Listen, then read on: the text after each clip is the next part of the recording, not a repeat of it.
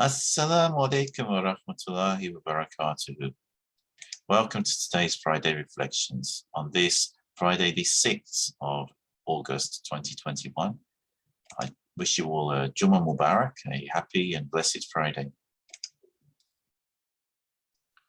I hope you and your families are well. And I know these are difficult times, and there's all sorts of things going on in the world that are making life difficult for a lot of us. But today, in today's Friday Reflections, I would like to read from some of Ibn Arabi. This is from Ibn Arabi's book, the Bezels of Wisdom. And I'm going to read chapter 5, which is on page 90 of my edition of the book. And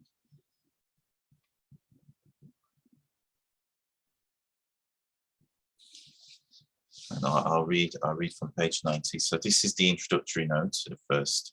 The wisdom, rapturous love in the word of Abraham, or Ibrahim alayhi salam. The traditional title of the patriarch Abraham is Al-Khalil, which is usually translated as the friend. Ibn al-Arabi, however, weeds into the word one of the other derivative meanings of the word Allah, that of permeation or penetration. Thus, in this context, Abraham's title means rather the permeated one. Permeated, that is, by God. The friendship, therefore, is of the most intimate kind. Indeed, it is, as the title of the chapter suggests, more like rapturous love, by which the lover is wholly permeated by the beloved. Our author goes on to use the example of Abraham to illustrate the principle of divine permeation in general, thus the cosmos and each of its constituents as being totally receptive to the divine command, is wholly permeated by the divine agent as something implicit and not explicit, so that the manifest complexity and multiplicity of the cosmos conceals the all-pervading reality of God. As usual, however, he insists on the mutuality of this principle of permeation, since as God is implicitly present in the cosmic creation, so is creation implicitly and essentially present within God. This leads Ibn Arabi on to point out that terms God and cosmos are interdependent. The notion of divinity being dependent on the notion of that which worships him. Thus, neither God nor the cosmos may be known except in relation to each other. He is saying, therefore, that the cosmos cannot be properly known or understood without reference to God, nor can the concept of divinity be comprehended without reference to creation. Proceeding to the subject of our essential latency in divinus, he concludes that in knowing the cosmos, God is knowing himself, and that in knowing God, we as creatures know ourselves in essence. Thus, in eternis, we are the latent and essential content of his knowledge of himself, while in time and space.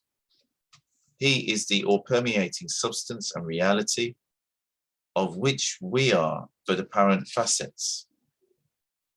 This prompts him to point out that in view of this, we have no cause to blame God, since in reality, as being nothing other than what he knows himself to be, we determine what we experience ourselves to be, past, present, and future. Ibn al-Arabi goes on to reinforce the concept of mutual permeation between God and cosmos by comparing it with the process by which the consumed food becomes one with the consumer by assimilation of its particles and substance to the substance of the one who eats it. Thus, divinity is the essential or existential nourishment of the cosmos, while in turn is the archetype nourishment of the divine self-awareness. Indeed, the two poems with which he concludes this chapter express his daring vision of mutuality very explicitly. And it was this kind of expression on his part of concepts shocking and unacceptable to less flexible minds that earned Ibn Arabi so much opprobrium among the religious scholars of his time. A lot to take in there this morning.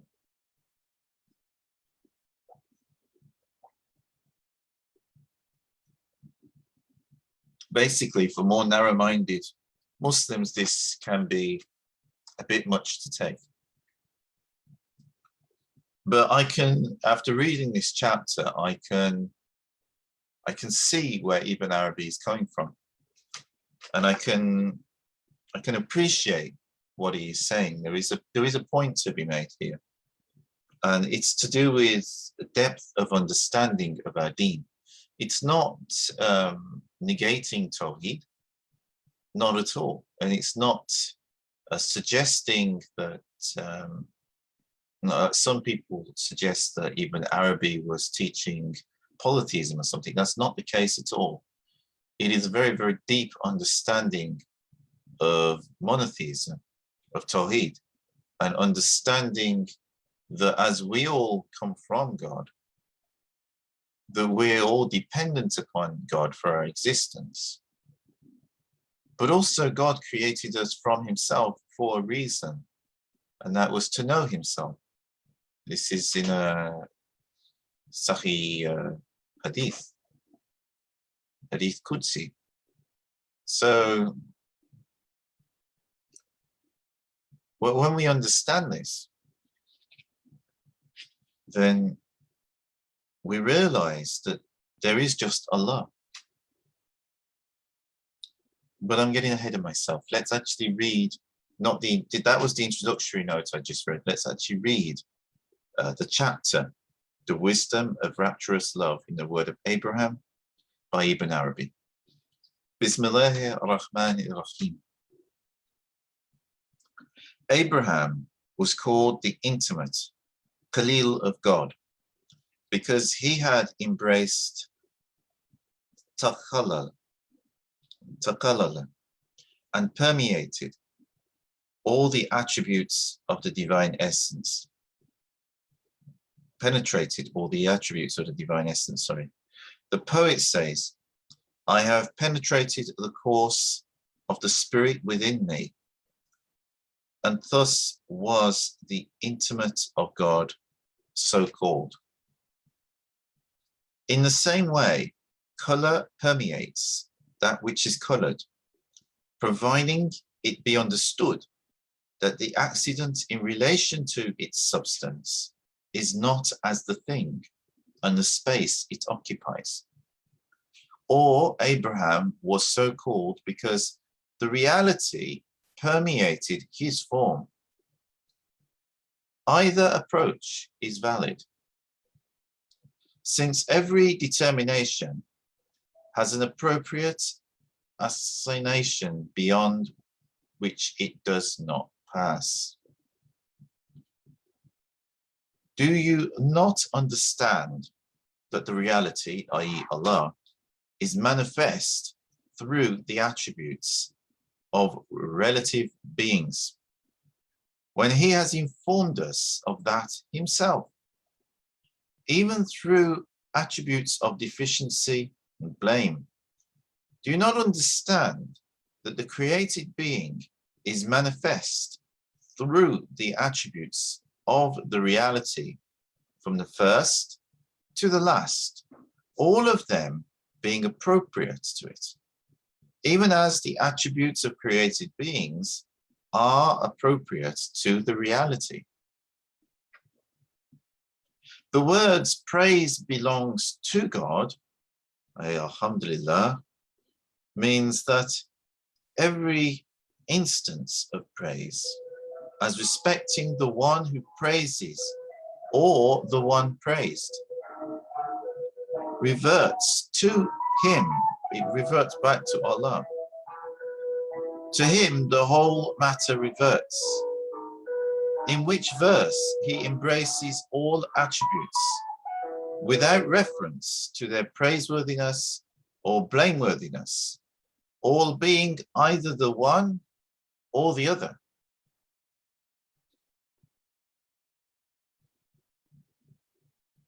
Know that whenever something permeates another, it is assumed into the other. That which permeates the agent is disguised by that which is permeated, the object of permeation. Thus, the object in this case is the manifest, while the agent is the unmanifest, the hidden reality. The latter is as the nourishment for the former, even as a piece of wool swells and expands because of the water that permeates it. So here, Ibn Arabi is talking about how when one thing takes on another, and it absorbs it, permeated, it means like it absorbs it, just like a wood or a sponge would absorb water or some kind of liquid. When it does that, the two things are intimately connected with each other. They're not separated. And there is a relationship between these two. It's not like one is existing without the other, even though on one level you can still say that the water and the sponge are separate. But at the same time, when the water is in the sponge, the two are connected. The two are mixed together.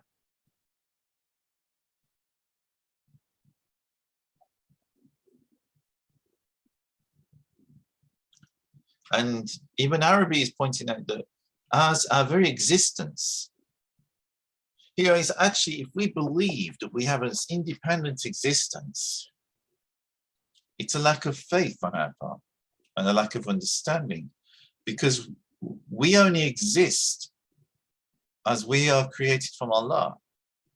Allah created our bodies, okay, through being born and through the processes on this earth, but Allah made that happen.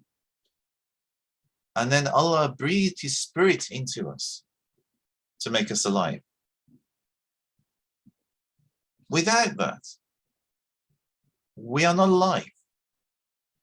We're not here. We're not living creatures that can be interacted with in any way or form. So we are very dependent upon Allah for our very existence. We only exist because of Allah.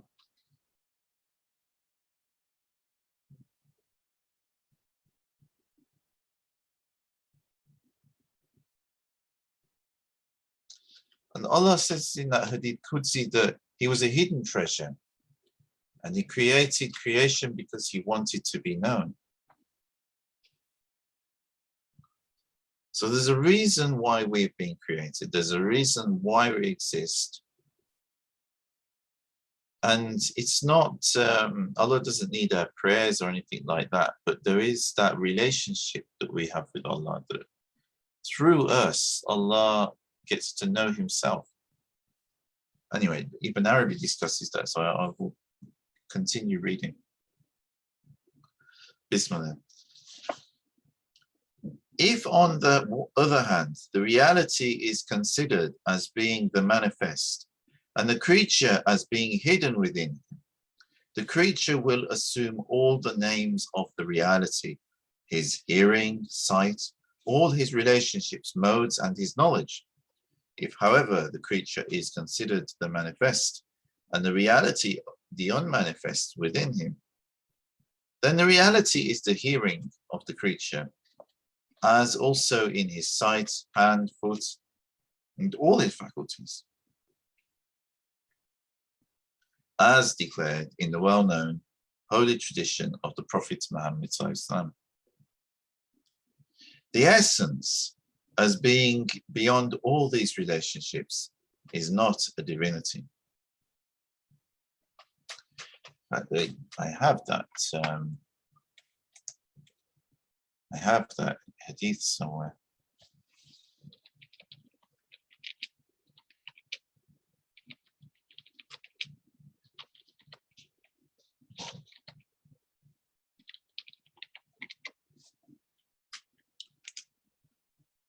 I'm pretty sure I've got it here. Because Ibn Arabi says, as declared in the well-known holy tradition of the Prophet Muhammad Sallallahu Alaihi Wasallam, but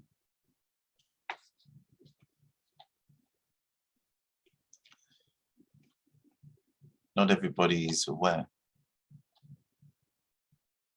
So let's see if I've got it here.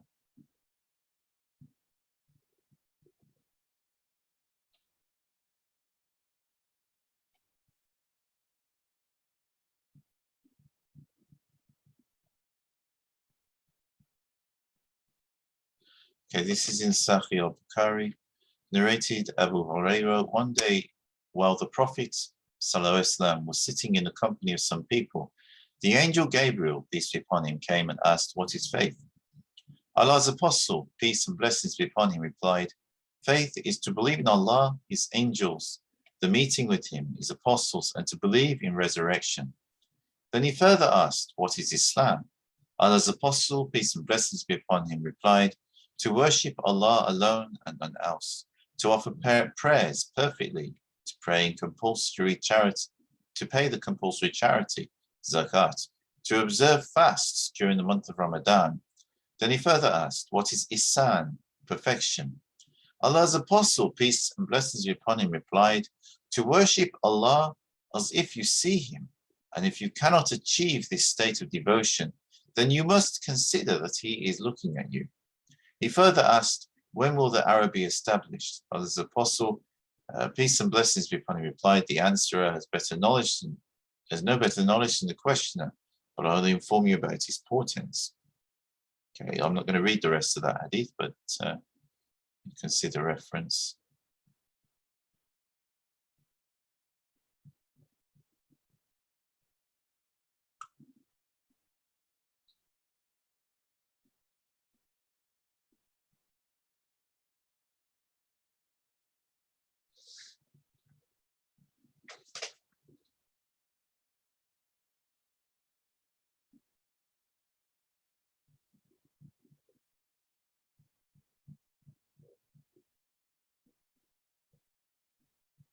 Here in Sahih Muslim.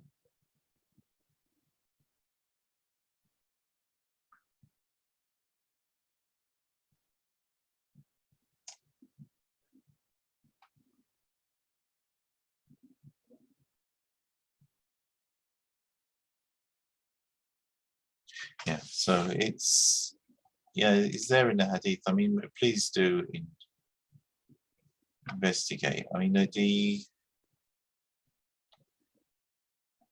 Prophet Muhammad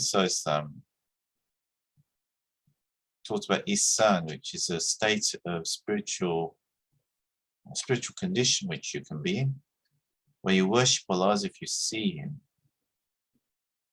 and it's like you become, even like your hands and everything, it's like all connected with Allah, and Allah is working through you. It's the Prophet Muhammad discussed this. So people sometimes complain about Ibn Arabi because they don't understand, but this is something which Prophet Muhammad actually discussed. The essence as being beyond all these relationships is not a divinity, since all these relationships originate in our eternal latency, who make him a divinity by being that through which he knows himself as a divine. Thus, he is not known as God until we are known. Muhammad said, "He who knows his true self knows his Lord, being the creature who knows God best."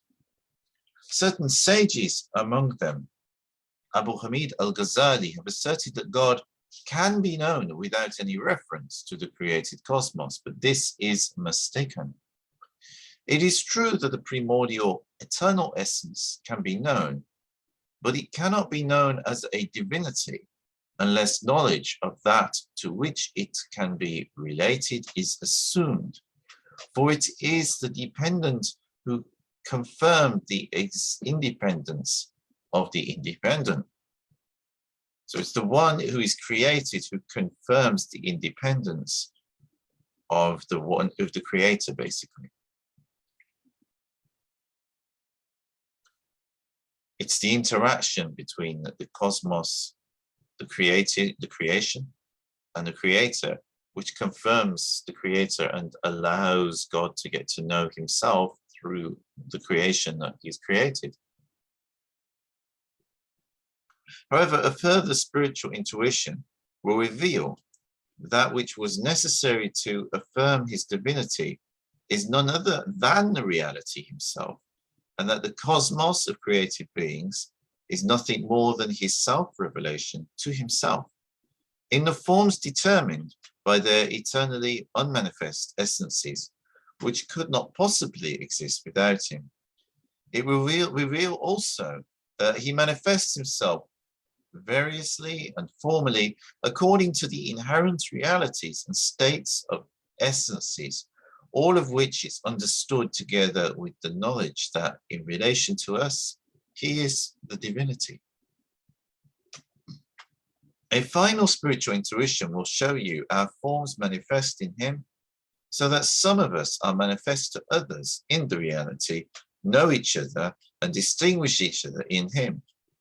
There are those of us who have spiritual knowledge of this mutual recognition in the reality, while others not experience the plane on which this occurs. I seek refuge in Allah, lest I be one of the ignorant. So,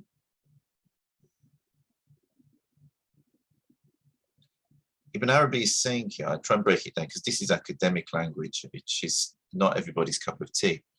But Ibn Arabi is saying, well, through spiritual intuition, another level of it from what we were discussing before, will reveal that what was necessary to confirm the divinity of Allah, although it is the creature that confirms it, it is the creation that confirms it, it's actually also the creator through the creation who is confirming that he's the creator. It is a self-revelation of Allah to himself. And all of the creation, all of that process of creation stuff, is part of that self-revelation of Allah to himself. We are all part of that.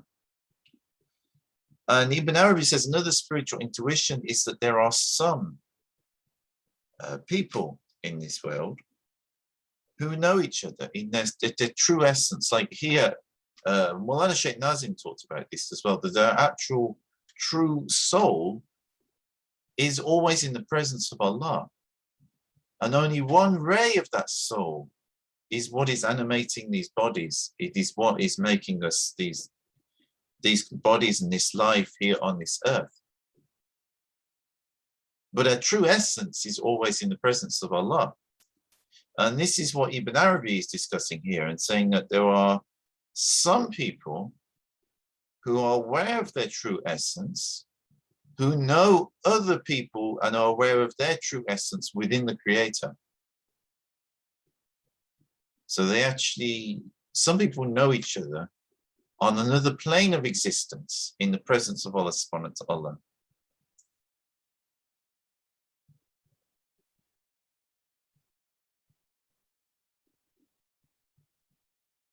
But people who haven't experienced that plane of existence, they would be completely unaware of it.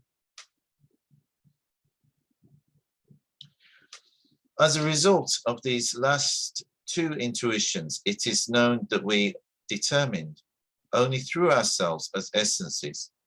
Indeed, it is we who determine ourselves through ourselves, which is the meaning of the words God's is the conclusive argument.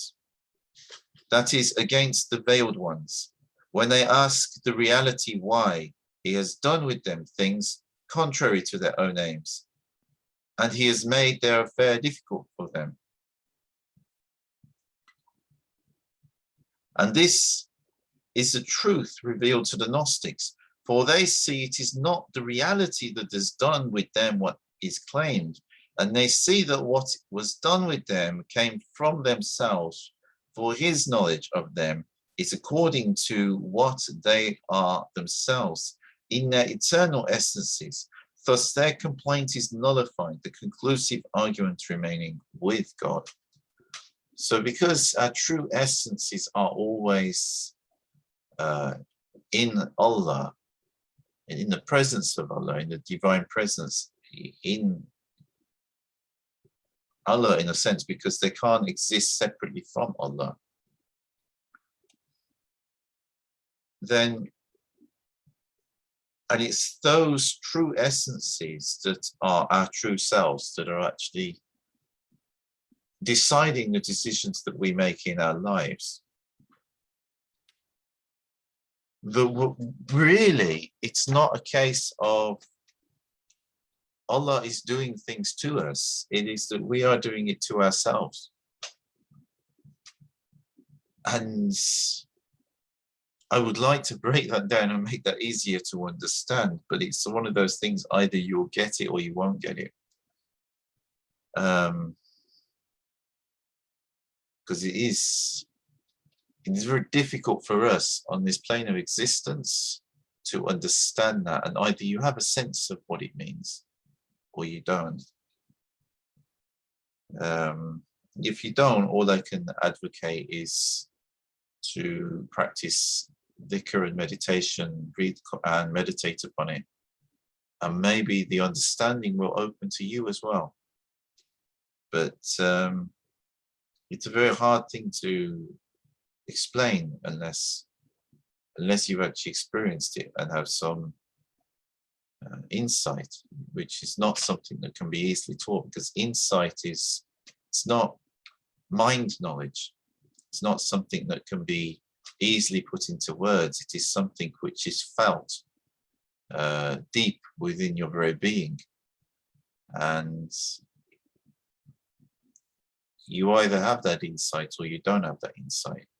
It's possible, I believe, for most people to be able to get it, but it's hard to explain beyond what Ibn Arabi explains here, but he puts it very academically. But basically, the principle is that a true soul, a true spirit is in the presence of Allah always. And that is what is deciding what will happen to us here. So we are actually doing whatever we're doing to ourselves. Ibn Arabi continues, if it be asked, what is the point of his saying, had he wished, he could have guided you all. Sorry. If it be asked, what is the point of his saying, had he wished, he would have guided you all, we reply that had he had wished, conveys the denial of a suggestion regarding the impossible, for he wills only that which is. So it's one thing to say he had, but God only, whatever God wills will happen. It will exist, it will come into being. So, had he is it's an impossible thing, because Allah wills, and that's what happens. This is according to Ibn Arabi's reasoning. However, according to rational principles, the same contingency may admit of a thing or its opposite. But in reality, whichever of the two alternatives occurs is the one assigned to the contingency in its eternal essence.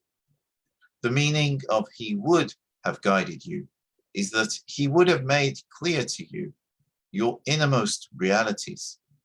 However, it is not granted to everyone by God that his spiritual sight should be opened to perceive his essential reality in its latency. For there are those who know and those who do not know. For this reason, he did not will and did not guide them all, nor will he do so. The same applies to the words, if he wills. For how is he to will what is not? His will is self-dependent and is an essential attribution dependent on his knowledge, which is in turn dependent on the object of his knowledge, which is you and your essential status. Knowledge has no effect on the object of knowledge, while what is known has an effect on knowledge, bestowing on it of itself what it is. The scriptural revelations were formulated in accordance with what those addressed laid down as regards the eternal measure of response, eternally latent in their essences, and according to reason, which formulation does not necessarily conform to what direct spiritual intuition reveals. Thus, although believers are many, Gnostics endowed with spiritual intuition are few.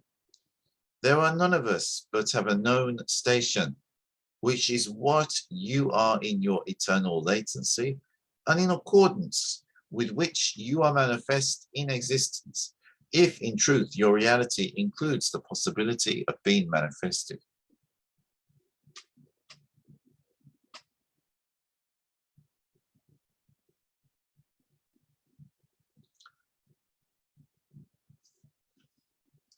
So the point here about scriptures and spiritual intuition. I mean, obviously, Prophet Muhammad had deep spiritual intuition and revelation. We have the Quran, which came from those revelations, which were the Quran, but also the Prophet Muhammad would have had intuitions as well. Perhaps some of these are what we see in the Hadith Qudsis, but and today, intuition still remains. It's one of the things which the awliya Allah, they have. But intuition, because intuition comes direct from Allah, intuition doesn't necessarily accord with exactly what is preserved in scripture, or certainly within understandings of scriptures. Because sometimes understandings can be outmoded and not necessarily the best explanation of the revelation. So sometimes it's not just the scripture itself, it's the understanding of it. But even the scripture itself, for instance, there are things in the Quran which discuss slavery. All countries in the world have made slavery illegal in the modern world, but it's still there in the Quran. And there's good reason for that, because that was the reality at the time it was revealed. It doesn't mean that today we should do that. The spiritual intuition is come direct into the heart in whichever time a person is living.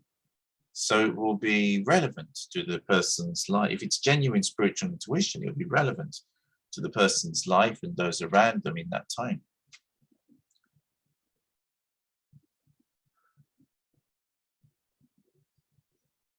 Which again might not quite match with the exact words which you'll find in the scripture.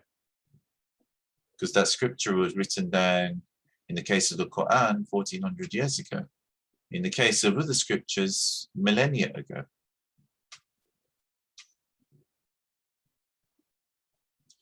But Ibn Arabi makes a point here that people who have this spiritual intuition are few. There are many believers, and just like today within Islam, there are 1.61 billion Muslims. But although there are 1.61 billion Muslims, how many who have spiritual intuition And how many are just by rote Muslims? They'll go to the mosque.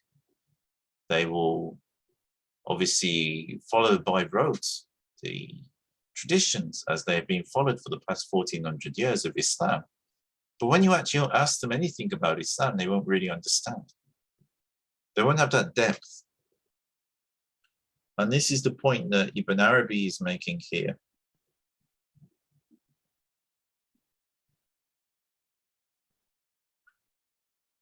And he's also saying that there are none of us but have a known station. So those who have this spiritual intuition, they have a certain station in the divine presence, which will be according to their degree, you know, not a piece of paper, but a degree in their relationship with Allah and what they've been given by Allah.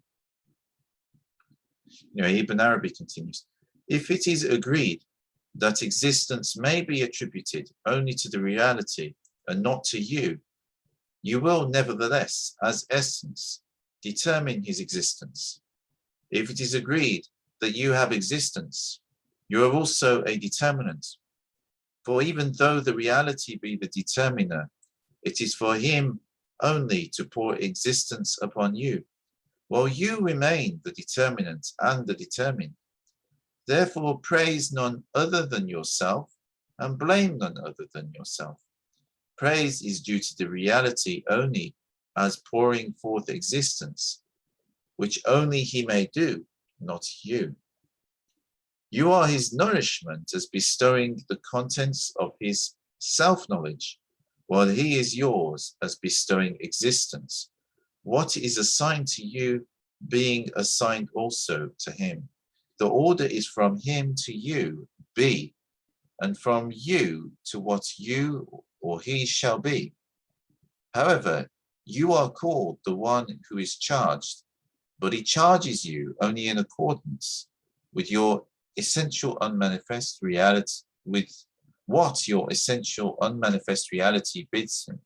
He is not so called since he is not the object. So Ibn Arabi is saying here that Allah gives us existence. Allah gives us whatever degree of reality that we have, but that is ultimately dependent upon him. But Allah gives that to us. But what we do with that is up to us. It's up to our essence in the spirit, in the divine presence, to decide what we will do with this existence that Allah has given us. So we shouldn't blame anybody except ourselves, which I find a very empowering statement. It is empowering because too often people make excuses today and blame everybody else for their condition without taking responsibility and accepting the, I mean, no matter how bad a person's position, there's usually something that they can do to make things better for themselves. It's usually something. Whereas there are people, sometimes they have a lot of things which they could be doing and they are not doing them, but then they're just blaming. They're blaming Allah or blaming others. Well, part of what we've been given is that responsibility to take care of what Allah has given to us and to make the most use of it. Otherwise, we are among those who are not thankful and appreciative of what Allah has given, which is why we don't get more. You know, the person who's appreciative is given more. Ibn Arabi continues, he praises me and I praise him. He worships me and I worship him. In my state of existence, I confirm him. As unmanifest existence, I deny him. He knows me while I know naught of him. I also know him and perceive him. Where then is his self-sufficiency, since I help him and grant him bliss? It is for this that the reality created me, For I give content to his knowledge and manifest him. Thus did the message come, its meaning fulfilled to me. It was because Abraham attained this rank by which he was called the intimate of God, that hospitality became a sacred act. Ibn Masara put him with Michael the archangel as a source of provision, provisions being the food of those provided. Food permeates food penetrates to the essence of the one fed, permeating every part. So also with God, although in his case there are no parts, but only divine stations or names through which his essence is manifest. We are his, as has been shown, as also we belong to ourselves. He has no other becoming except mine. We are his, and we are through ourselves. I have two aspects, he and I, but he is not I in my I. In me is his theatre of manifestation, and we are for him as vessels. A couple of points here in this poem of Ibn Arabi.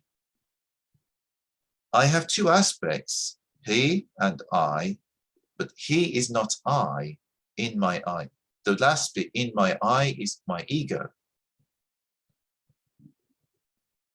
In that is, we are not, it's not Allah working through us when we're in our ego kind of thing.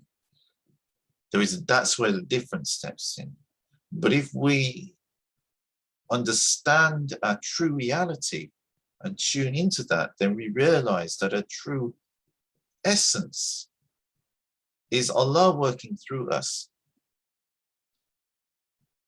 When we're in that state of consciousness and being and awareness, then also we are not alone as ego, but it is Allah working through us. And Allah is with us in those moments. Any one of us can be in that. And Ibn Arabi continues, in me is his theatre, is Allah's theatre of manifestation. And we are for him, we are for Allah as vessels. And this is why Allah created us. As he says in the Hadith Qudsi, that he was a hidden treasure. And he created us because he wanted to be known. How does Allah be known? He is known through us, but it's actually Allah knowing himself through himself, but using us as the medium in order to do that. And that's the whole thing about creation.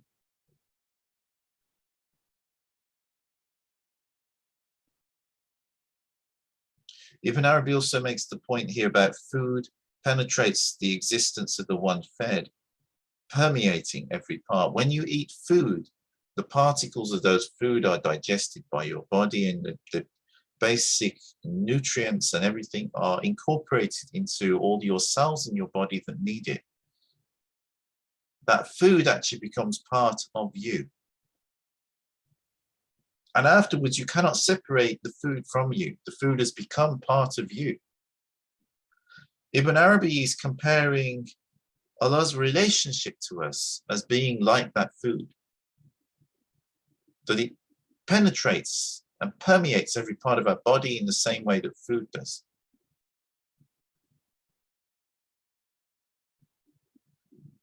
Or in a way akin to it, maybe not in exactly the same way, but there's a similarity there. Which is why it's so hard to get our heads around. But while it's hard to get our heads around, our hearts can sense it. And this is also where there's a difference between head knowledge and heart knowledge. I hope you found that interesting. And I'm sure I'm probably going to get into trouble for reading that afterwards with a few people who have less flexible minds. But it is what it is. And Ibn Arabi is a tremendous scholar of Islam. So we should learn from Ibn Arabi and the other great scholars of Islam. And if it's difficult to understand, well, it's difficult to understand for a reason, because we're reading very high caliber scholars of Islam. We can't expect it to be straightforward and easy if we want to have a deep understanding of our deen.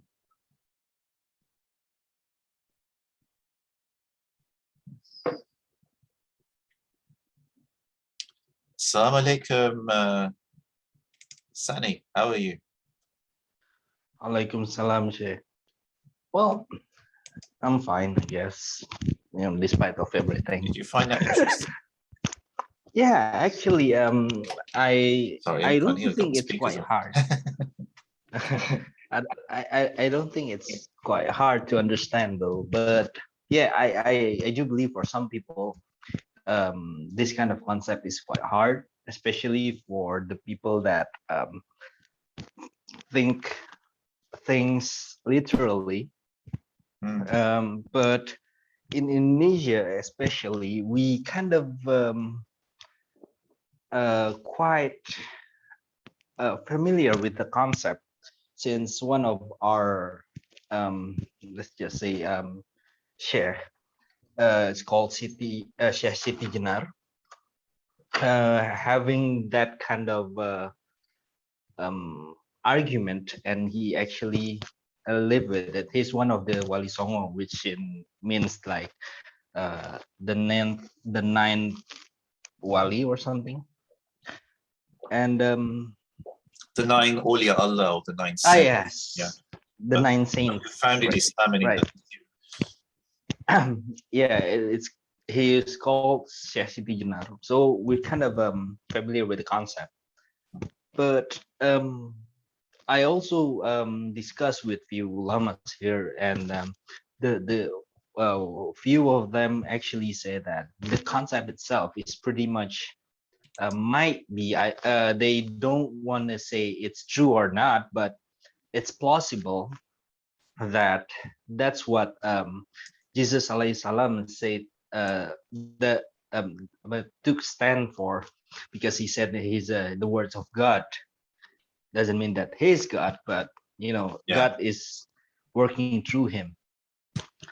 So yeah, I think Christians should be also familiar with the concept as well. When I read in Bhagavad Gita as well, how Krishna, who was Arjuna's teacher, but he's taken, of course, by many Hindus to be a god, an avatar of God, which, of course, an avatar of God doesn't necessarily mean a god, even within Hinduism, depending on the level of depth of understanding which they have. But one understands that Krishna is an avatar of God, and when Krishna was speaking, that was from the divine. That was those moments. That was like when Prophet Muhammad recited Quran. It was Allah's speech. It wasn't Krishna's speech as the person Krishna.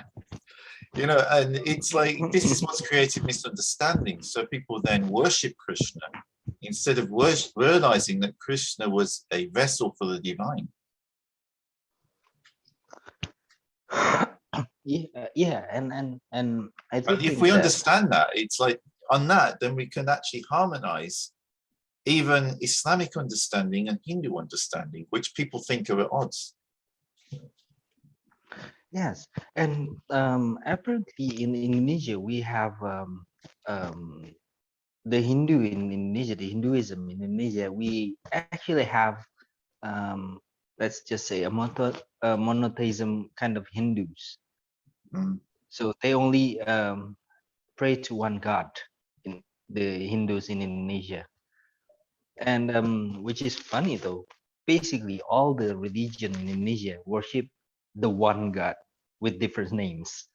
Well, even in the UK, I know Hindus who have come from India originally, and they are monotheistic Hindus. People have this perception that Hinduism, because they make statues, is a polytheistic religion, but Hinduism is it's more like an umbrella of different religions that are interrelated rather than one religion. And within that, there are monotheistic versions of Hinduism, And there are polytheistic versions of Hinduism. There are also cults within Hinduism that only worship particular avatars of God within their tradition, whereas there are others that recognize that all of these avatars are just basically attributes of the divine. And it's, there is only one. There's only Brahma, which is like us saying there's only Allah. It's the same. So what you're trying to say, if I'm not wrong, that they just put the statues and the avatars, like you said before, as the respect. It's not like as a worship them, but to respect them as. I think in the original Vedic religion, which of course Hinduism is, it's a word that's a modern word. It's actually the science of the Vedas and the Vedanta. That seems to be more monotheistic. And the statues may even have come later in the history of India. Maybe originally they were just constructed like, the Buddha is constructed within Buddhism. Buddhists don't actually worship the Buddha. This is a misconception. The Buddha represents the state at which you're supposed to be. It's like a pictorial reminder of the state you're supposed to be in. And if you look at all of the statues of the Buddha, it's like us when we're sitting in zikr. We're in that spiritual state, we're connected to Allah. It's the same thing. And in fact, that's exactly what Buddhists do. They meditate, which is in their own way, zikr. It's the same thing. And that puts them into a state where they start to sense that everybody within their sangat or within their jamaat is one and is connected, just as we do within zikr. There's a tremendous common ground there. So perhaps within Hinduism, in the history, because this religion's thousands of years old, at least. I even wonder if it's older than what they say. And at some point, statues were constructed. And then at some later time, probably when the original understanding of the religion was lost by a lot of Hindus, these statues actually started being worshipped rather than their true context being understood, which is probably why within Islam, the Prophet Muhammad instructed us, don't build statues, because later on people will misunderstand and they'll start praying to that. Instead of, it's not that if you had a statue, it's necessarily a bad thing. But if people saw you bowing before it, they might think that that statue is something when it's just something made out of, wood or stone. And it doesn't really have any intrinsic power itself. It's just a piece of art. Yeah.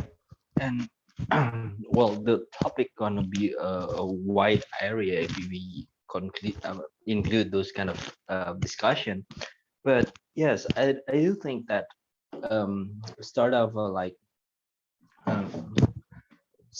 some people trying to express their love to God, and maybe a few of the avatars, and then things got twisted between few generations after. And I do think it's quite human. We tend to visualize, we tend to think within our logic, and people's logic are different, depends on their intellectuality. And for example, I once read that even God, we create God within ourselves, our image of God. Sometimes the image, for some we don't create God, obviously, but the image that we have of the God. image of God, or the idea of God, that concept. Exactly. It's true. That's why even in Islam, there are people who think God are very judgmental. They throw people to hell, like giving fear and stuff. You don't want to do this, otherwise you go to hell. And some people think that God is very merciful. What I like is the explanation by Michio Kaku, the one of the leading quantum physics theorists. He said that we cannot actually define things that doesn't really follows physics, and angels and God is way beyond our recognition, so we can only assume that this is A or this is B, and it's not even God. It's even our neighbor next door. You know, the people that we know, we have a multiple understanding about him or her that we think we know.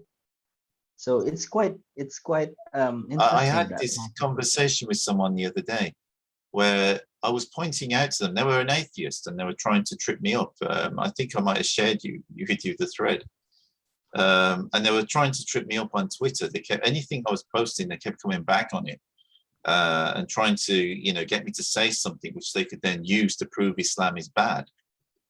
But I know their game. I know what they're up to. And, I pointed out to them that, this, because he said, oh, so words don't mean, because I pointed out a word that was mentioned in the Quran doesn't necessarily mean what he thought it means. Because you've got to balance it out with other descriptions within the Quran that are all referring to hell. And you can't just look at that particular one and think that, that's what it means. I think it was talking about eternal. And I was pointing out that hell isn't understood within Islam as being eternal, for at least for the vast majority of people, because anybody with an atom's weight of good will be removed from hell. And what is an atom's weight of good? That's like almost nothing, which means, Maulana Sheikh Hisham Kabani basically said, he said, that basically means that nobody's going to be there, or not for very long. They're going to be removed. Because what is an atom's weight? It's almost nothing. Everybody's got that, even bad people have got that. So this whole concept of eternal punishment that this person was coming back on, it can't mean quite what he thinks it means, because as you mentioned earlier, he's looking at it literally. And I said to him, well, look, hell is not in this dimension of existence.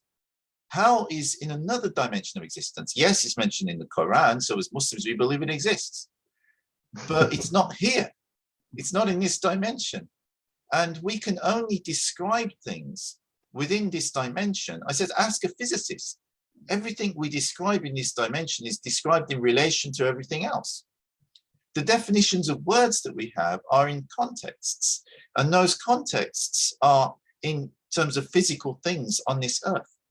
So once we're talking about somewhere that's not even connected with this universe, it's somewhere else, another realm of existence. How do we define that? All the Quran can do is give us, or any scripture that talks about other realms like that, is to give us like tastes, give us something of an insight, but it can't really tell us, because our whole vocabulary that we use to understand things is descriptions of things which are here in this earth. Fire, exactly. We know what fire is because fire is hot. Fire, but also even fire, is fire evil? People have this concept, they think fire, it must be evil. Well, actually, with fire, most of us couldn't survive on this earth because we need fire to heat our homes, to cook our food, to heat water, to make it safe. We need fire to purify things. Fire isn't necessarily evil, and some of this, I think, is from this person's perspective, is assuming these concepts within Islam have the same meaning as they do within certain versions of Christianity. When, of course, although references may be made, it doesn't necessarily mean that the way we understand them is the way that certain Christian groups may understand them. Yes, and the way that people, maybe what you say, atheists, that the way we understand them is the way that certain Christian groups may understand them. Yes. Maybe when you see like atheists or people that think that God is evil, which kind of a bit confusing, since the concept of good and evil throughout the ages are quite changing. Back then, when Rasulullah Muhammad Wasallam's life, was still living, slaves are good. Having slaves are good. And the thing is, when when we live in 20th century and until now, slaves are bad. So when we think that good and evil are meant to be, an eternal concept, it's a constant. We kind of think that we kind of degrading ourselves and God Himself, because the way he say that God is good doesn't mean have to be the same with our concept, and that our good concept. And the way they say that God is caring doesn't really mean that the same concept as we understand caring means. And people tend It's true. People to don't realize. misunderstood that. I mean, what we understand to be good today, it's even changed within the past couple of hundred years, never mind 1400 years. There are certain things which are constant. Being kind to someone is understood to be good. That was understood to be good 2,000 years ago, 3,000 years ago. But then, 1,500 years ago, being kind to your slave was understood to be good. Today, just the very concept of having a slave is an anathema. That's regarded as evil. No matter how well you treat your slave, no one has a right to own another person. And this is a very big change which has happened within the past 1,400 years. And one of the beautiful things I like about the Quran, though, is even during that time when slavery was like totally normal, it actually undermined slavery and set in motion certain things which would lead, if implemented, to the actual abolishing of slaves, because it will get people thinking on that line that actually we shouldn't be doing this in the first place. But, obviously, Allah knows us better than we know ourselves. And the Prophet Muhammad knew that it's not going to be something that would be able to happen overnight. Big changes like that, I mean, that was underpinning the whole of the economy 1,400 years ago. You can't remove something that underpins the whole economy instantly. You can start to chip away at it and change it, but you can't just completely abolish it. It just won't happen. Yes.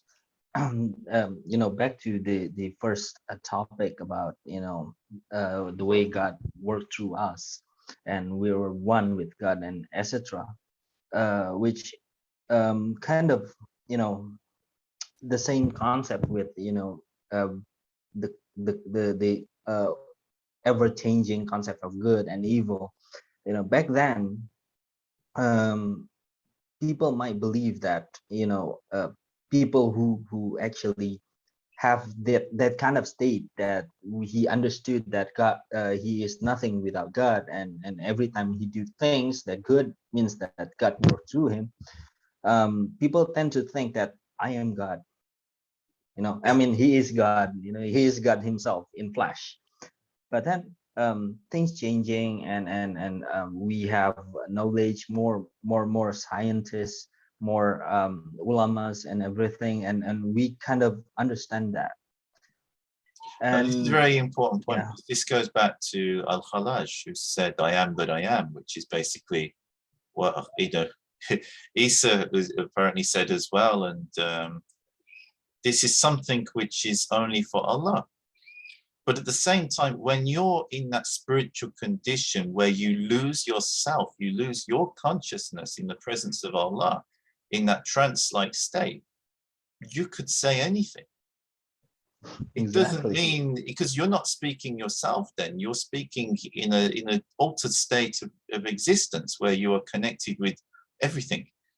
And this is the thing. This is, I think, also why within Islam, Sufis have made it very plain that it's important to have a sheikh when you set down the spiritual path and you go to that level of depth. I mean, just as an ordinary person praying 5 times a day, no, that's fine. But if you go down that spiritual path of regular meditation, and you need someone who's walked that before you to guide you. Make sure that when you experience certain things, you don't suddenly go, "Wow, I'm Superman," Or worse, You know, it's Yeah, yeah, true. it's like someone to bring you back down to earth and say, yeah, that's because you're sensing Allah working through you. You know, don't let your ego get hold of that. Otherwise, you know, you're finished.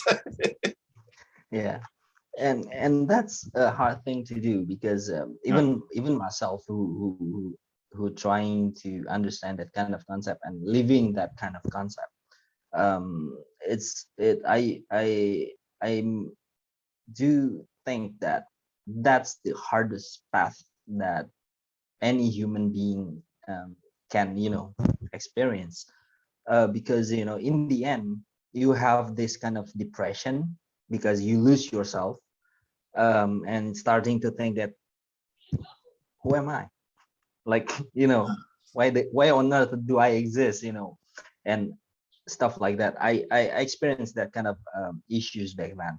And when you kind of struggle, okay, this is who I am, and then at that moment you realize that you're drifting away from the holiness. And it's kind of hard to balance it out, but then again, that's life. You have to try your best to balance it out. Whatever path you take in life, you have to create kind of balance and harmony. Otherwise, you end up suffering.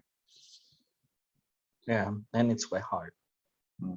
Yeah, which that's why I kind of joined the Zoom, because you were stating about Ibn Arabi and the concept of the oneness of ourself and God, and while doing it, we still have kind of conscious that we are not one.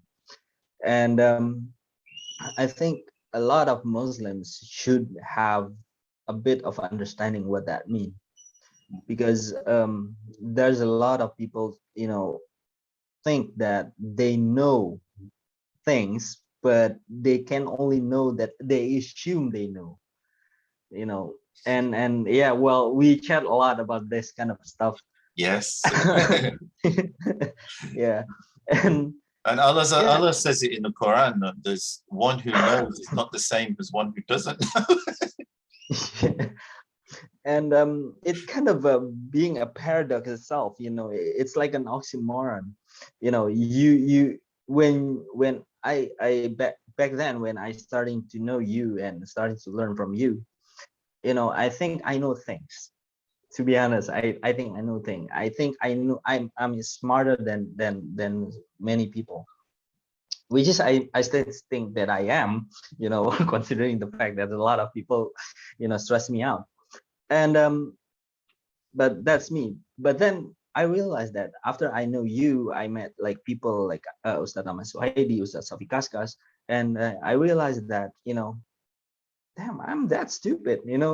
I'm still having to learn a lot of things, and I starting to learn and like more and more, not just religion, but physics, computer, sociology, and everything.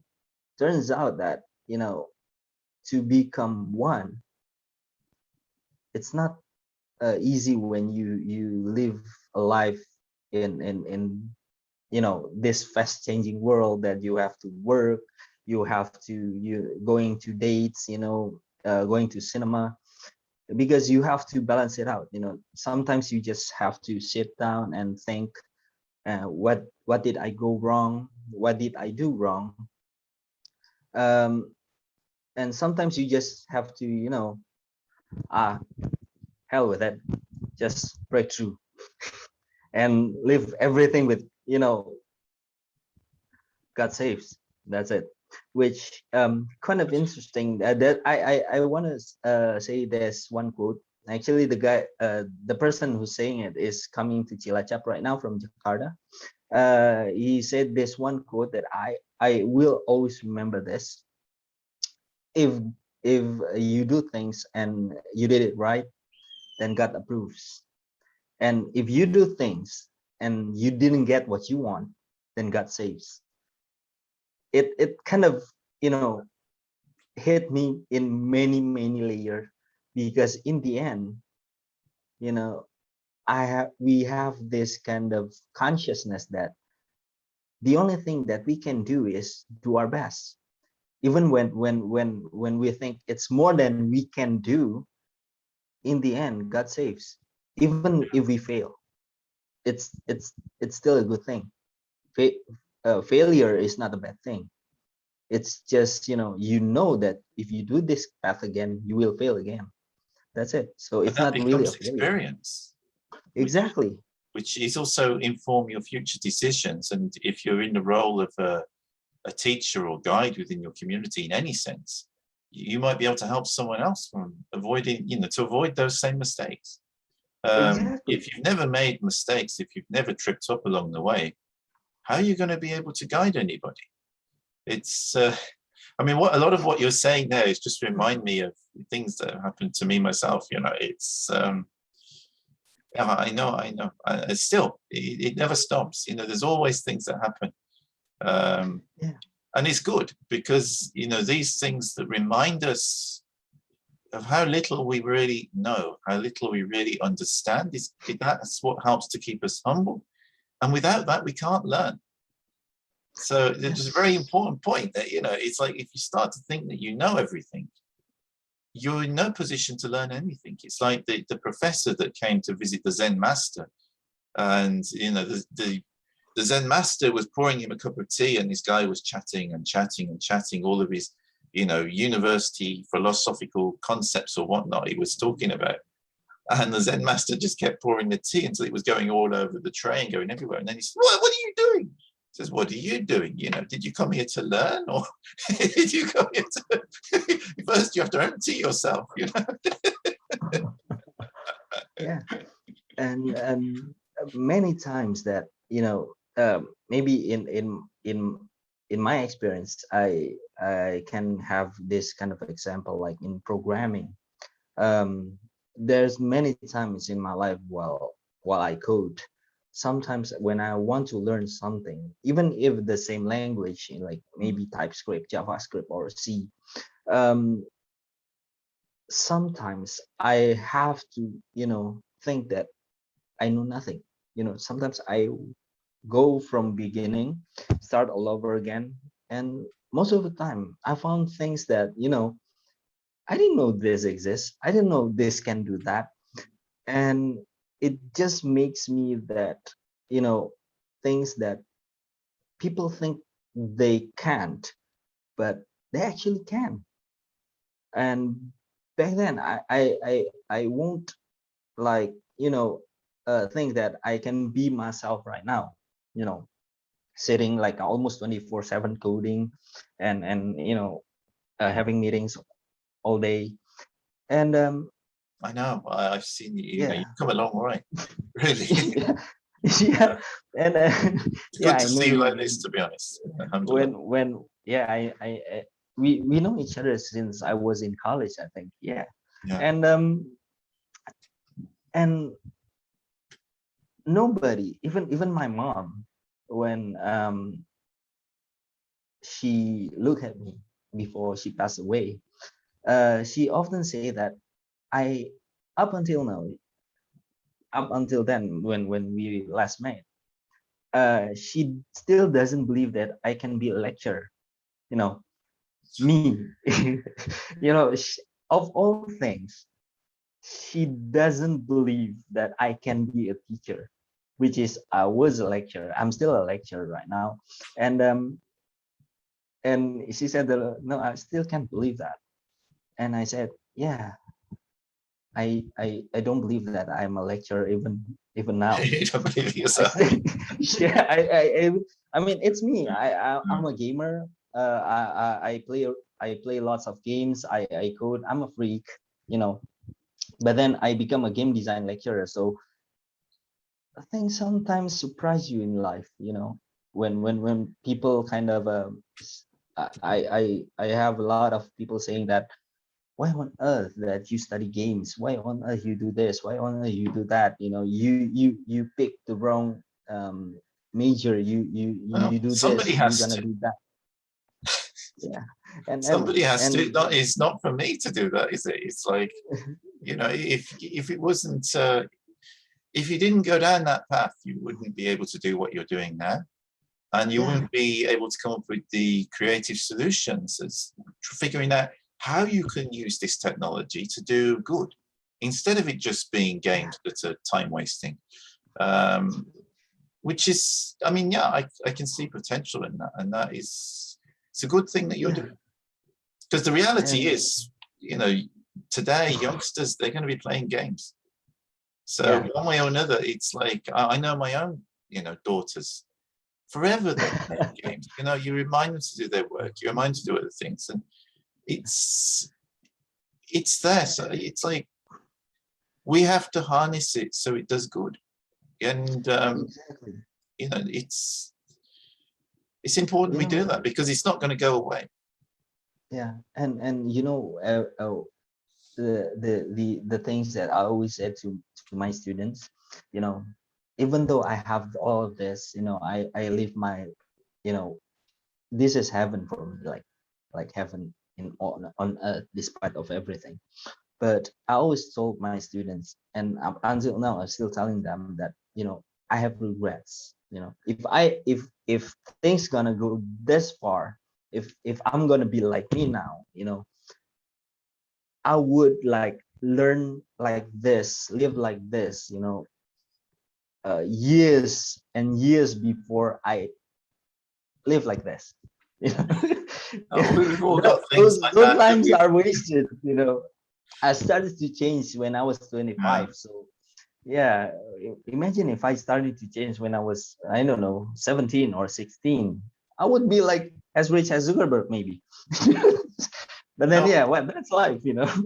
we all have things like that. And also, I mean, we all have our own capacities as well. Certain things which we are better at than other things that we have more of a knack for. And, you know, I realized this a long time ago. There's certain things which, if I studied, I could study them and study them and study them. And I'd probably, you know, not achieve the level that I would like to achieve within those subjects. Yet there were other things which I was grasping. So I focused on those things which I was interested in, I had a passion for, and which I was able to grasp, you know, and I rely on, you know, professionals within those other fields who understand those fields better. None of us can be good at everything. So it's important, you know, and it's humbling to know that as well, you know. Yeah. And within that, I realized that maybe, just maybe, that's what Arabi means, you know, fight like, you know, there's no tomorrow, and but in the same time, you know, let God guides. You know, maybe that's what the whole this session means. I mean, like, you know, fight like there's no God, there's no tomorrow, like you know you're gonna die tomorrow, but in the same time, you know, just let God defend yourself, you know. Well, you know, it's funny you said that. There is actually a hadith of the Prophet Muhammad Tsany Qudsi. I can't give you the reference because I've read it, like a lot of these hadiths, I read it many years ago. But I remember reading the Prophet Muhammad Tsany said something along the lines of that you should plan, you know, that you're going to live forever, but also recognize that you're not. I think it's like chase the world like you're gonna live tomorrow, and chase the akhirah like you're gonna die tomorrow. Yeah, and there's also there's a like that. This is also in another hadith which I remember more precisely because it's one of my favorite ones. That even if the day of judgment comes and you're planting a tree, I think it's actually a palm, you know, in Arabic, but it's translated as tree in English, then carry on planting it. Yeah, I remember you said it to me once, you know, when I was depressed. And Glad it helped. Yeah, I still remember. It's helped me too a lot over the years. One, it's a good, you know, to have a reference to the Prophet Muhammad encouraging people to plant trees, because we definitely need to do more of that. And the other thing, the spiritual meaning of it as well, that, Even if it, because today you've got a lot of people there speculating we're in the end times, it's the end of the world and things like this. And I'm always reminding them, okay, but remember, even if it is, the Prophet Muhammad said that if you're planting a tree, to carry on planting it, because even if it is the end times, you'll get the reward for doing good deeds. And also you might be mistaken. It could be another 100 years or 200 years or 300 years or even a century, or a millennium or more before the end of the world. We don't know. And also for each of us, we could die tomorrow. And if we die tomorrow, then our day of judgment would be tomorrow. So it's, people, they don't understand this concept very well. And they over worry and sometimes don't do what they're capable of doing or what they should be doing. Which would actually make them feel a lot better for themselves as well, because if you're actively doing something useful, you're going to feel good about yourself. If you're just panicking and freaking out that it's the end of the world, then whether or not it is or it isn't, you're going to feel depressed and upset. So I tend not to give it too much thought. I'm aware of what the signs say. I'm aware it's possible.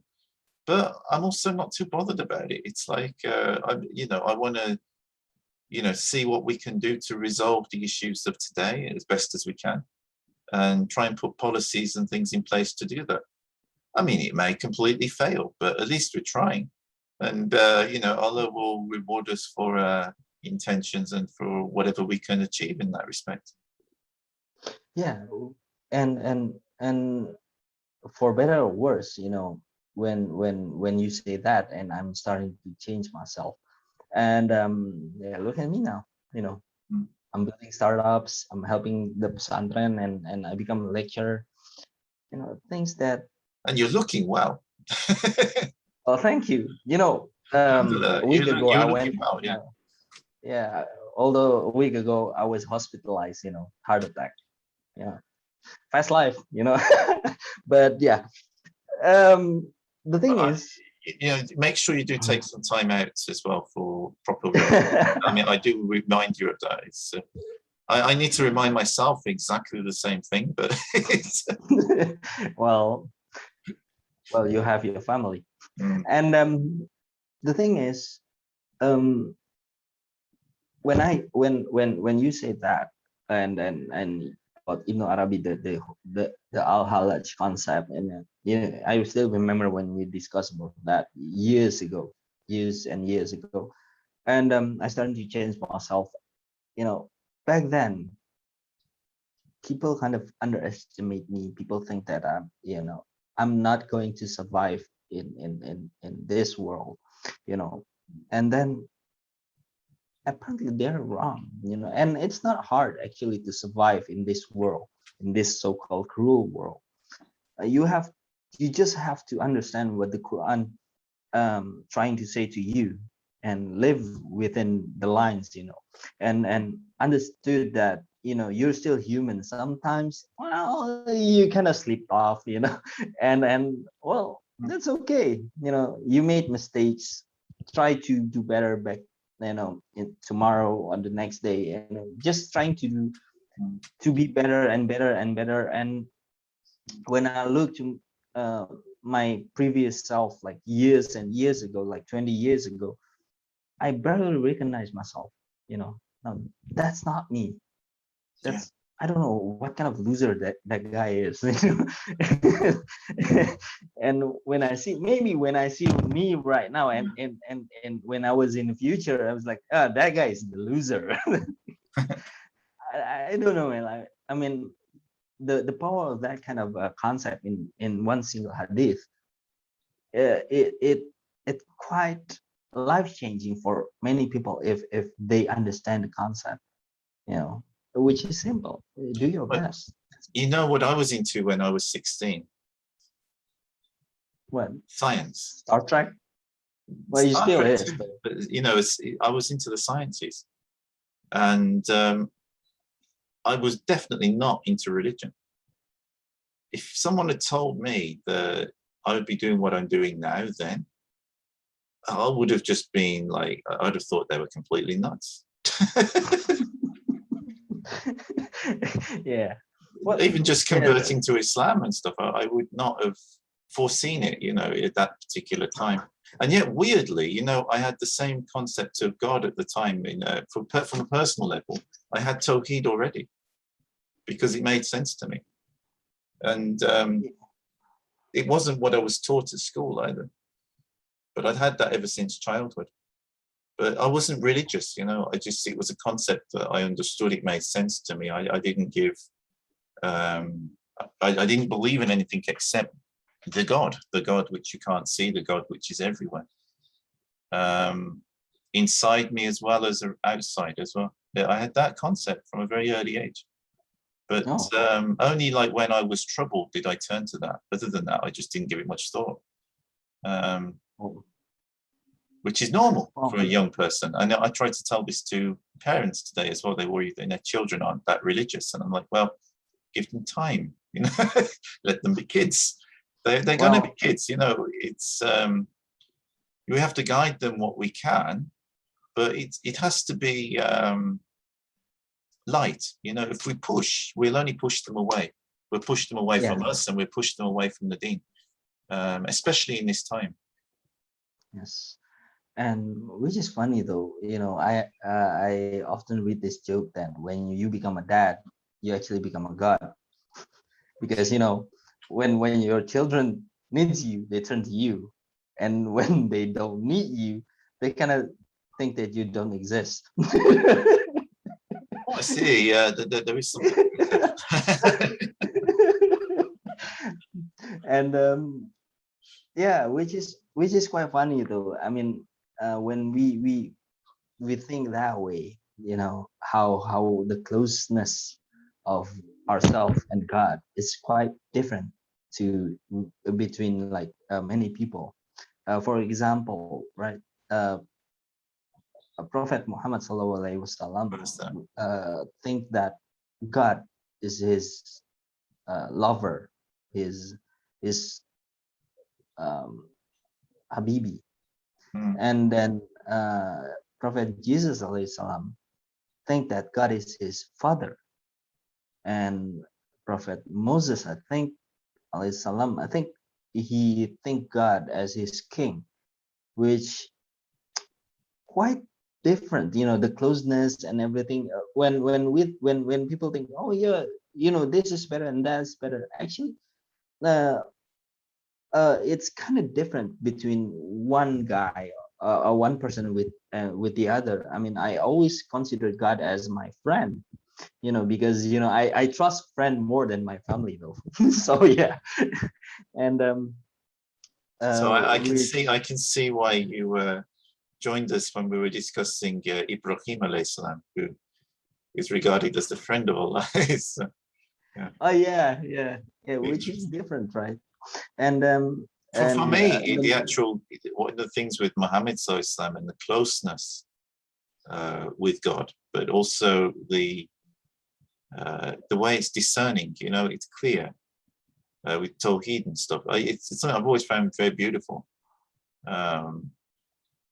It's not so clear as that within the Christian tradition that I was raised in. I never practiced it, but obviously I was taught it as a child living in this country. That's not to say that there aren't, redeeming things within the Christian tradition, but it's confusing when it comes to theology.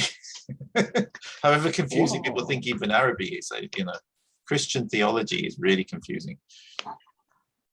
Well, I don't really blame Christians though. In highly respect on their history. I don't blame that because of that. But again, you pointed out it's because apparently even in Aramaic, Allah was referred to by Hazrat Isa alayhi salam as, I think it's Abba, which means dad, Yeah, father. Which is why when that went, probably the Hebrews and the other Semitic peoples, when they heard that, they would have understood. It's just like we've got many names for Allah, and this is one way you can, like we can say Ar-Rahman, or Al-Karim, we've got so many names that we can call to Allah. My dad always called God the creator. He didn't like calling God God. His concept is also Tawheed, but he always referred to God as the creator. He loved that term. And why? He was an artist. So he saw the art of Allah in the creation, and he's like, no, he's the creator. But it's like Yes, that's through beautiful. that, through his art, he also come to a concept of pure Tawheed as well. Yes. But he And wasn't following a particular religion, But that was that name that appealed to him. But of course, when this went to the Romans and the Romans believed in a pantheon of gods, then it all got confused. yeah, that's why I said, I don't blame the Christians though, because of those aspects. And which quite understood as well in Islam right now, Muslims especially, we have a certain concepts that pretty much different. For example, me and there's a friend of mine, he considered God as his boss, like boss in like a company, because he's just his employee. He do Yeah. stuff, if God ordered that, then he will do it. And I respect that, because that's how he see things within his logic. And sometimes we do argue about that, you're like, mine is better and his better, but it was just a friendly banter. And sometimes those kind of stuff, for people who take it literally, kind of they got offended, and no, God is not like this, and you have to do this is disrespectful, and blah blah blah, blah. Well, I think you know that better than me. Actually, Sunny, I'm surprised you identify with Al Khalil, as the friend with God, and not as the cloud. No, I don't know how Khalil though. No, Al Khalil is the Nah. Arabic. This is Ibrahim's title that means, it's often translated as the friend of God. But I'm saying, I'm surprised in your case, it's not the cloud. Well, it's just the way it is. I mean, I always consider God, because I have no friends. I Sorry, mean, I have to. yeah, I Bit of know. I IT mean, guy, yeah, back then it's hard for me to make friends. So yeah, it's like, talking about things with God, and like, creating myself an imaginary friend that, basically talking with God. And it grew up on me. Like when I got sad, and when I was like, having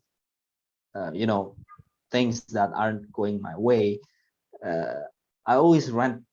Sometimes I blame him. Like, God, why did you do this? Come on, like, seriously. It's Something natural, like that. Yeah, and I think it's quite natural for me, because he always helps me in a way that, just like friends. Sometimes a friend just helps you, and that's it. You don't ask things. You don't actually wish for things, and suddenly when you got some kind of bad things, he just come, or she just come and help you, and then that's it. That's what friends do. Well, And some that's people, they ask me about making how to pray, i.e. making dua, not salah. Obviously, that's ritualized, but the best way of making dua. And like, they want me to give them like some formula or something. Like a lot of sheikhs will traditionally give like a formula of, you read this Arabic thing, and that's how you pray. And I mean, yeah, if that works for people, nothing wrong with that at all. yeah, But at the same time, one of the best ways to pray is simply to talk to God. Be in a quiet yeah, place and talk to God, and that's one of the best ways of making dua. If something's bothering you, talk to God about it. That's actually dua. yeah. I do that, and I discussed this with But a lot of people don't. You did, but it's and I remember I yeah, was reassuring you many years ago that, yeah, this is good, yeah, Sunny, keep it up. yeah. And I think you've I been do told remember, differently because by I someone. don't do Yeah, zikr, right? yeah. Yeah, and yeah, I actually discussed this things with Gus Oiman, introduced you back then. And he said that, yeah, that concept is actually a good thing. And from that discussion, I realized that, this is the thing that maybe only works for me. Some, some other people, uh, needs that Arabic praying, Arabic, I don't know, whatever it is. And some other people just like, think about it, like keep it in their hearts. And there's a lot of way of doing things. And the main concept is basically, be sincere, and that's it. Yeah. That's what he said, Gus Simon said. And I relate that with years ago when you say that.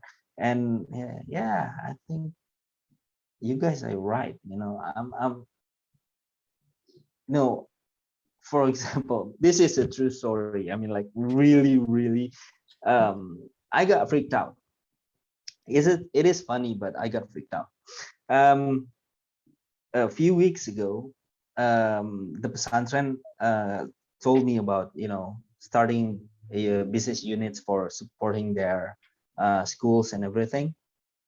So he told me that he has the pesantren has this confection, like building clothing and everything, but it got stopped.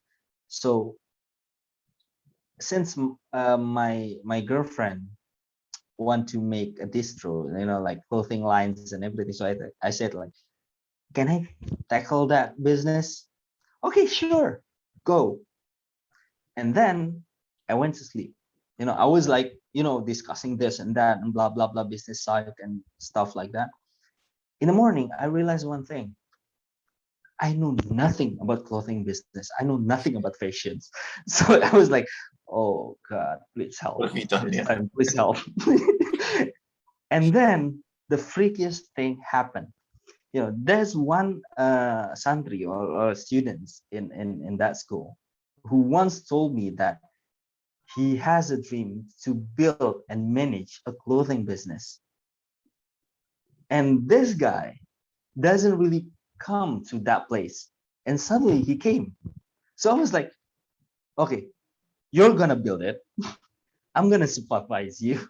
And you're going to meet the ulama, the alim, Gus Soiman. And you're going to explain things to him, how things going to work. And then he did. And the business started. And I was like, thank you, God. Because I actually accepting a task that 1000% I'm gonna fail. And God saves. And it's not like a zikr. It's not like, I pray like this in a closed, in a isolated area, isolated room. I just like woke up and understand, like, oh, I missed things. I'm kind of messed up. So God, please help. And that's it. I'm just talking to myself. And he did. And that's one of the example, but there's a lot of times that weird things happen to me, like really damn weird. So yeah, in the end, I think that, in the end, you just have to be sincere to God. Yeah, I think Ibn Arabi say, the highly sophisticated language and etc. in that book. I think the point is be sincere. You just do your best and let God handle the rest. It's a different point, but yeah, it's. But yeah, I know what you said. That is true as well. Yeah, this is why I try to read this book and try and break down some of the concepts in it in a way which is more easy to understand, because it's an academic translation of Ibn Arabi, which I can understand, but it's like it even tests me. So it's like, goodness, what it must be like for people who don't have the same command of English. Well, yeah, you can understand that, but I don't. I was like, what the hell did he say? It's like, I am him and he is not I. I don't know, man. The Like, point is, it's, in the realm of spirituality, things are not literal like they are here. If you think in terms of physicality, then it's like, it's hard to understand. Probably the easiest way I can explain to you is, it's not like this, but this is a model I'm going to use. You know how the matrix is, and everybody's yeah. in the matrix and they have their individual realities, but at the same time, they're all part of the matrix. It's kind of like that, but that's how we are with God. You know, you're starting to speak like a quantum physicist. Well, this is why they're interested in Ibn Arabi, the ones that are more spiritually inclined, because he discussed these things long before they did. Yeah, which is, you know, that kind of, now that you say it, I think the concept in quantum physics is, I watch YouTube. I'm not a physicist, so I watch only YouTube and stuff. I'm trying to learn myself as a hobby. But I think there's a term it's called superposition or something, like you're here but you're not, and you're there but you're not. You're both in the same place. I mean, in different place in the same time, but you're not. You know, things like that.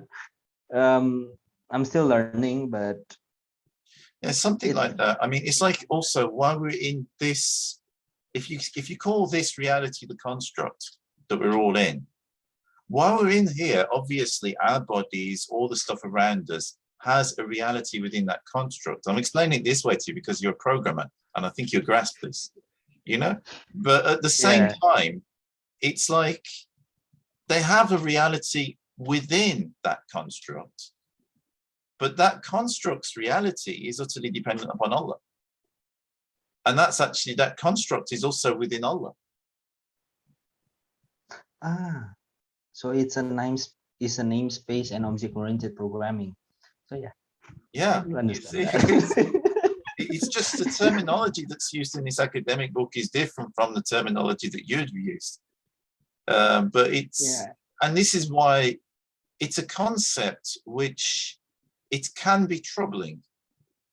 It's also difficult to grasp for a lot of people because they only understand what they can sense. Yeah, which is kind of scary though, now that I realize that learning object-oriented programming is like learning how to be a Sufi. Yeah, or maybe, although they plot and plan, Allah is the best of planners, maybe out of all of this, there's going to be something that nobody quite expects. And it will be a big revealing for people.